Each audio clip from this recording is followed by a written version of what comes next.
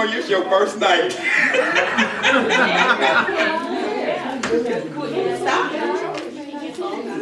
You can get lost in what? With God. If you So can that disqualify you from salvation? No. Now you're losing. Because you're saying that you can't, you're saying that you can't, God, you're saying that salvation is eternal, but then what you just said, you can get lost in the world, and I said, does that disqualify you from? It doesn't disqualify you. It's like backside. Oh, don't use that term. Jesus. Don't use that term. I'm going to leave you alone with that one. Okay.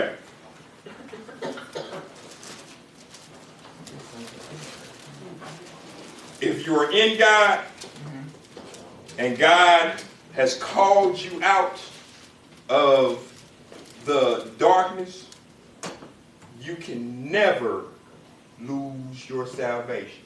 The reason that is, the Bible states, it says, God has never lost one. He ain't never lost one. And he says, also to back that verse up, he says, nobody can take you out of his hand. So, that goes back to this. If you truly are saved, you are saved. But if you're not, you're not.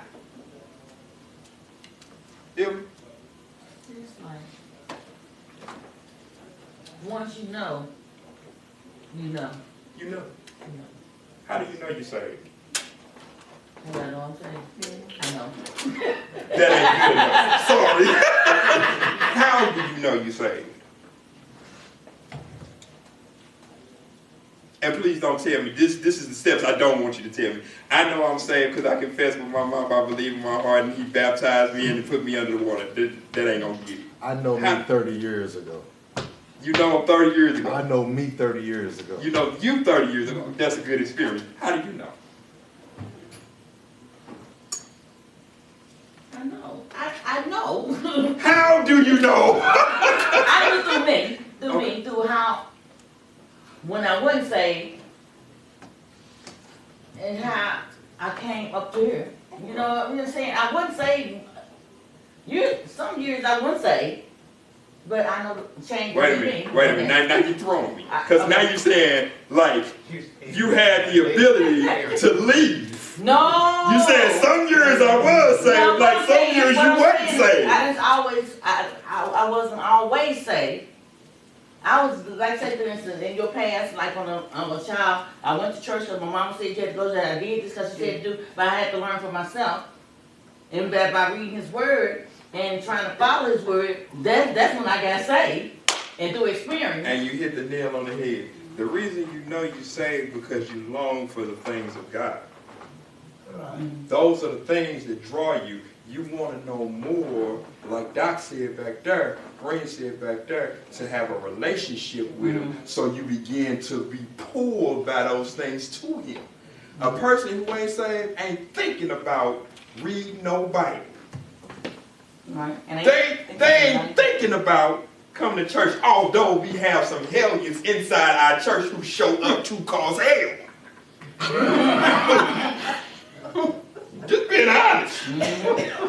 Just being honest. You was really making this baby up. That's the truth. I'm just being honest. She just made a face like, He didn't what? say it was gonna be. God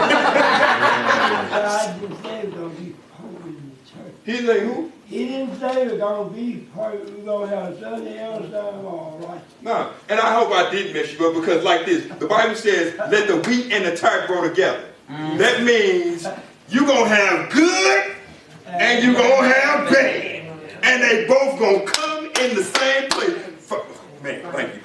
The prime example is, before Satan became Satan, he was Lucifer. His name, Isaiah 12 and 14, his name meant glory. It meant to give praise unto God. That's what Lucifer meant. But when he failed, it became satanic. It became don't nobody want to name their kid Lucifer. But everybody want to name their kid Messiah.